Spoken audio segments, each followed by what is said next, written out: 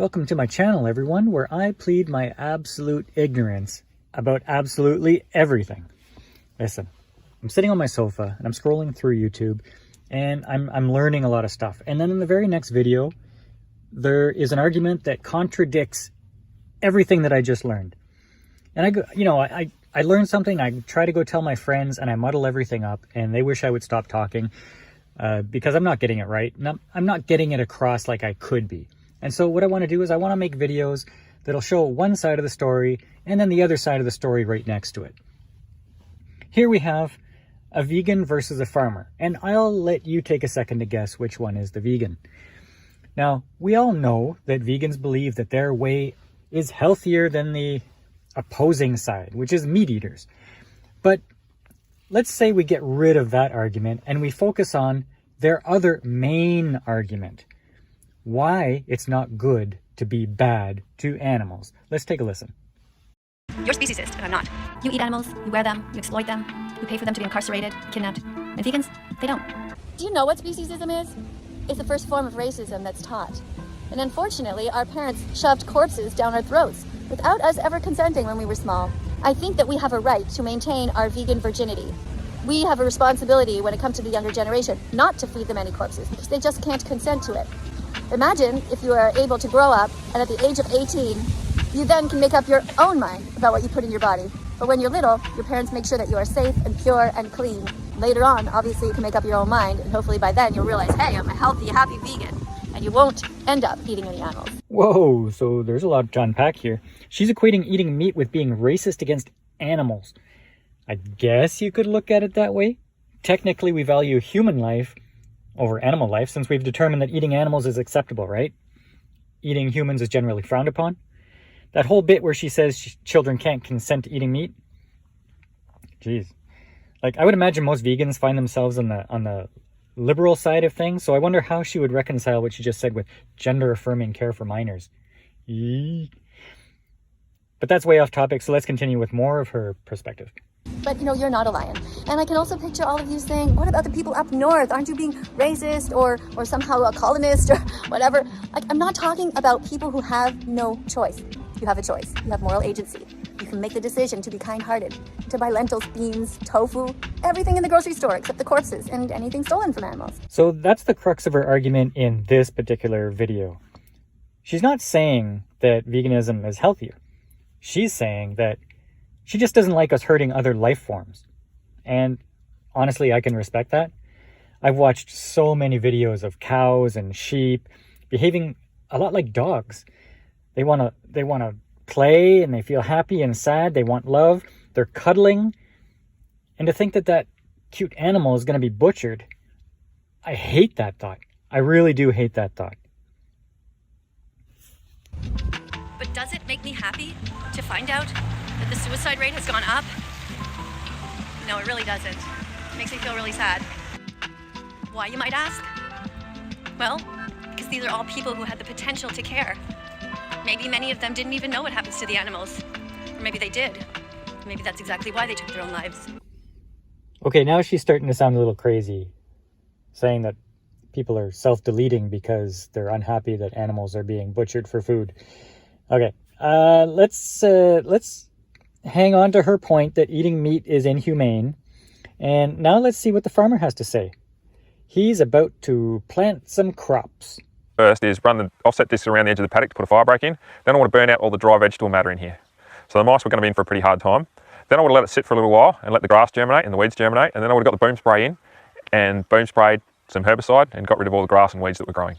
Then I would have let it sit for another week, let another lot of germination take place, and then I would have boom sprayed it again, another round of herbicide. And then I would have come in and sowed it. Now, you can see from the video footage of a paddock being sown, none of the field mice would have been left alive after that. There would be mice hanging on around the edges of the paddock where the equipment didn't go. So as the crop's growing, 1 in 4 years, we get a mouse plague and we have to bait.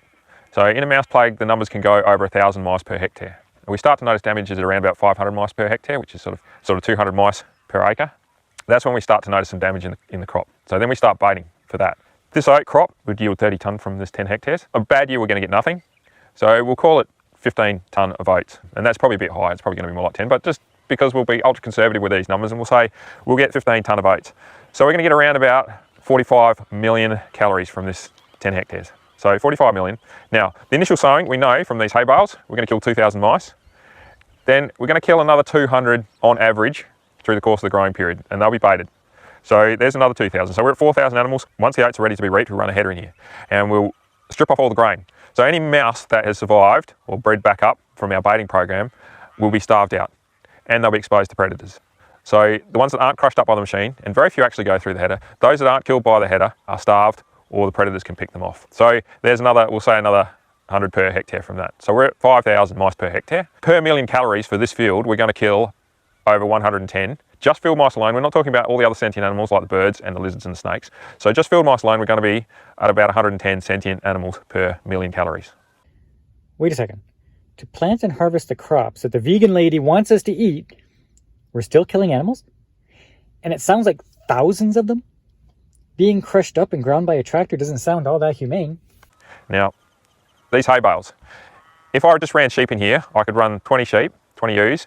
There'd be 33 lambs plus replacing 2 of the older sheep. So the turnover from here would be 35 animals that would be killed and sent to the meatworks. Then let's count some deaths from the hay bales.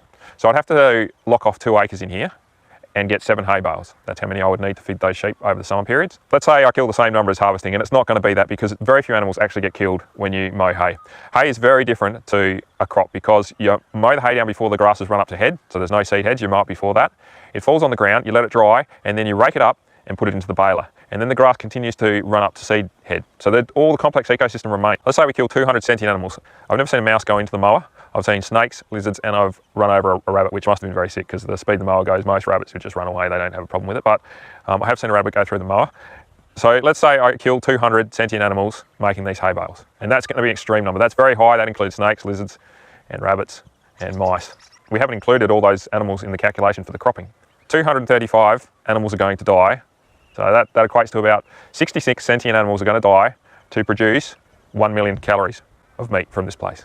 The cropping is almost double that just field mice. We don't even include what happens to the spray that runs off into the wetlands. We haven't included the birds because their insects are going to be removed. We haven't included the snakes and lizards that are going to get killed in the process because we're removing their food source by the mice. So you could effectively double that number, and that's conservatively, you could conservatively double that number and end up with about 220 sentient deaths per 1 million calories for an oat crop for this paddock, compared to the 66 for my sheep. Okay, so a meat farmer would kill 66 sheep, and an oat crop would kill thousands of various smaller animals. Now, I have to wonder if one animal life is more valuable than another? Is there some kind of scale on which one sheep death is as valuable as X number of little varmints? You could put 3 cows on this paddock. Instead of the sheep, 3 cows, not feed them hay, just let them graze. If you did the Alan Savory method, lock it up into small sections and do rotational grazing, you absolutely could get away with 3 deaths. 3 deaths for 4 million calories. What the?